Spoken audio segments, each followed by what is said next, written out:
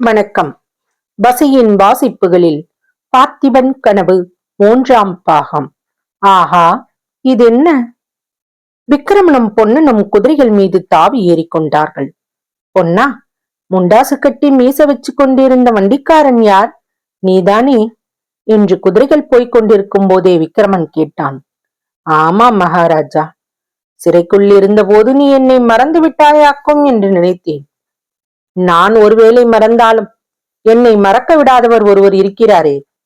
யார் அது? வேறு யார்? தங்களை யமன் வாயிலிருந்து மீட்ட தேவிதான். இதை கேட்டதும் விக்கிரமனுடைய உள்ளம் மகிழ்ச்சியினால் துள்ளிற்று. குந்தவியை பற்றி மேலும் விசாரிக்க வேண்டும் என்கிற ஆவல் உண்டாயிற்று. ஆனால் சிறிது தயக்கமாகவும் இருந்தது. சற்று பொறுத்து, எங்கே போகிறோம் இப்போது என்றான் விக்கிரமன். மாமல்லபுரத்துக்கு மகாராஜா. பொன்னா, என்ன மகாராஜா? நாளை காலைக்குள் மாமல்லபுரம் போய்விட வேண்டும். ஆமாம் மகாராஜா, அதனால் தான் ஒரு கணம் கூட தாமதிப்பதற்கு இல்லை என்று நான் சொன்னேன். நாளை மத்தியானம் வரையில் அங்கே கப்பல் காத்து கொண்டிருக்கும். அதற்குள் நாம் போய்விடலாம் மகாராஜா. விக்கிரமன் சற்று பொறுத்து மறுபடியும், தேவி எங்கே இருக்கிறார் பொன்னா? அவரிடம் கடைசியாக ஒரு தடவை விடை பெற்றுக் கொண்டு கிளம்பியிருந்தால் எவ்வளவோ சந்தோஷமாக இருக்கும் என்றான். அது முடியாது மகாராஜா. எதுவும் முடியாது? தேவியிடம் விடைபெற்றுக் கொண்டு கிளம்புவது? ஆமாம், முடியாதுதான். இனி உறையூருக்கும் மறுபடியும் எப்படி போக முடியும்? தேவி உறையூரில் இல்லை மகாராஜா. தேவி உறையூரில் இல்லையா? பின் எங்கே? மாமல்லபுரத்தில். ஆ என்றான் விக்கிரமன்.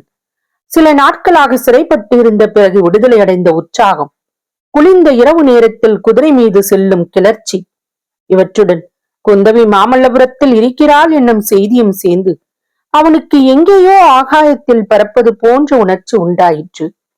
அப்படியானால் அவரிடம் விடைபெற முடியாது என்று சொன்னாயே, ஏன் பொன்னா? ஒரு கண நேரமாவது அவரை நான் அவசியம் பார்க்க வேண்டும், பார்த்து நன்றி செலுத்த வேண்டும். அதோடு என் தாயாரை கண்டுபிடித்து பாதுகாக்கும் பொறுப்பையும் அவரிடம் ஒப்புவிக்க வேண்டும். அதுதான் முடியாது என்றான் பொன்னன். ஏன் அவ்வளவு உறுதியாக சொல்லுகிறாய்? தேவியின் உறுதி எனக்கும் தெரிந்திருப்பதனாலே தான். தங்களுக்கு விடை கொடுத்து அனுப்பும் உத்தேசம் அவருக்கு கிடையாது. தங்களோடு அவரும் புறப்பட சித்தமாக இருக்கிறார். ஆஹா, நிஜமாகவா? இவ்வளவு முக்கியமான செய்தியை முன்னமே எனக்கு ஏன் சொல்லவில்லை? இப்போது கூட நான் சொல்லி இருக்க கூடாது. தாங்கள் கப்பல் ஏறிய பிறகு தங்களை அதிசயப்படுத்த வேண்டும் என்று தேவி உத்தேசித்திருந்தார். அவசரப்பட்டு சொல்லிவிட்டேன். விக்கிரமன் சற்று நேரம் சிந்தனையில் ஆழ்ந்திருந்தான். திடீரென்று, அதோ பாருங்கள் மகாராஜா என்று பொன்னன் கூறியதும் விக்கிரமன் சிறிது திடுக்கிட்டு பார்த்தான். சாலையில் ஒரு பக்கத்து மரத்தடியில் 10-12 பேர் கும்பலாக நின்றார்கள். அவர்களில் ஒருவன் தீவர்த்தி வைத்துக் கொண்டிருந்தான். தீவர்த்தி வெளிச்சத்தில் அவர்களுடைய உருவங்கள் கோரமான காட்சியளித்தன. அவர்களுடைய கழுத்தில் கபால மாலைகள் தொங்கின. அவர்களுடைய கைகளில் கத்திகள் மின்னின. நெற்றியில் செஞ்சந்தனமும் குங்குமமும் அப்பிக்கொண்டிருந்தார்கள். அவர்கள் நின்ற இடத்தை குதிரைகள் தாண்டிய போது ஒரு கணம் விக்கிரமனுக்கு உடம்பு நடுங்கிற்று.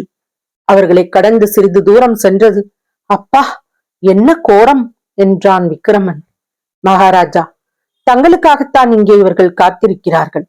இவர்களிடம் தங்களை ஒப்புவித்து விடும்படித்தான் மாரப்ப பூபதி கடைசியாக தம் ஆட்களுக்கு கட்டளையிட்டார். நான் இவர்களை முந்திக் கொண்டேன். தாங்கள் குதிரை மேல் இவ்விதம் தனியாக போவீர்கள் என்று இவர்கள் எதிர்பார்த்திருக்க மாட்டார்கள். இன்னும் ரொம்ப நேரம் காத்திருப்பார்கள். பிறகு கபால பைரவரிடம் போய் தாங்கள் வரவில்லை என்று தெரிவிப்பார்கள். இன்று கபால பைரவருக்கு மாரப்ப பூதி மேல் பிரமாதமான கோபம் வரப்போகிறது என்றான் பொன்னன். பொன்னா, சக்கரவர்த்தியின் சிரசாக்கினை, கபாலிகளின் பலி, இந்த 2 வித ஆபத்துகளில் இருந்தும் அல்லவா என்னை நீ தப்புவித்திருக்கிறாய். முன்னே காட்டாற்றில் போனவனை எடுத்து உயிர் கொடுத்து காப்பாற்றினாய். சோழ வம்சத்தின் குலதெய்வம் உண்மையில் நீதான். உனக்கு நான் என்ன கைமாறு செய்ய போகிறேன்? நாளைய தினம் உன்னை விட்டு பிரிவேன். மறுபடியும் எப்போது காண்பேனோ என்னவோ. லட்சணம்தான் என்றான் பொன்னன். என்ன சொல்கிறாய்?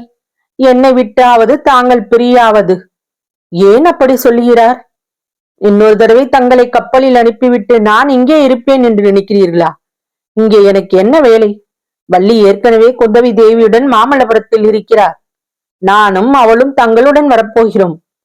விக்கிரமன் சற்று மௌனமாக இருந்துவிட்டு, பொன்னா, நீ சொல்வது எனக்கு எவ்வளவோ மகிழ்ச்சி அளிக்கிறது. நீயும் வள்ளியும் என்னுடன் வந்தால் சோழ நாடே வருகிற மாதிரிதான். ஆனால் ஒரு விஷயத்தில் என் மனதை வருத்தி கொண்டிருக்கிறது.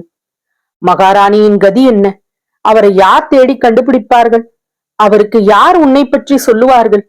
நான் தாய்நாட்டுக்கு வந்ததின் முக்கிய நோக்கம் மகாராணியை பார்ப்பதற்கு.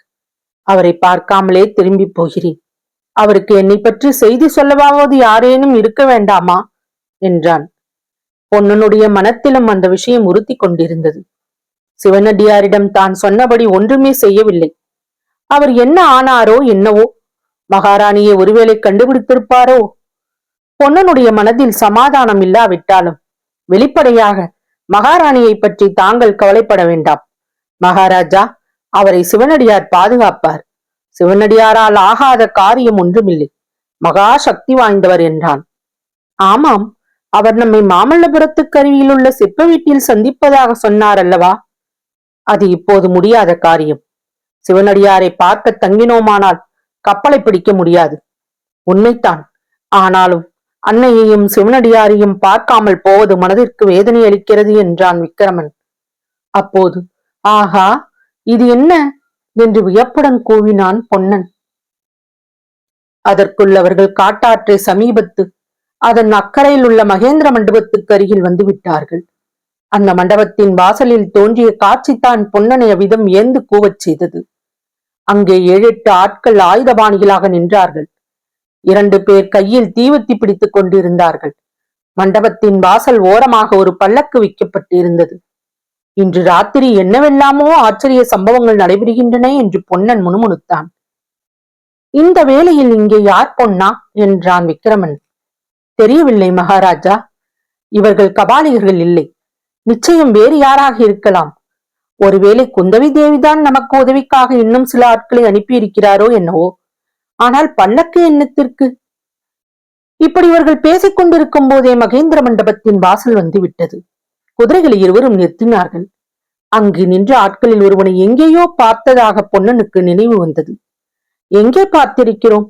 ஆஹா, திருச்செங்காட்டங்குடியில் பரஞ்சோதி அடிகளின் ஆள் குமாரப்பன் இவன். அந்த மனிதனும் பொன்னன் முகத்தை பார்த்து அடையாளம் தெரிந்து கொண்டான்.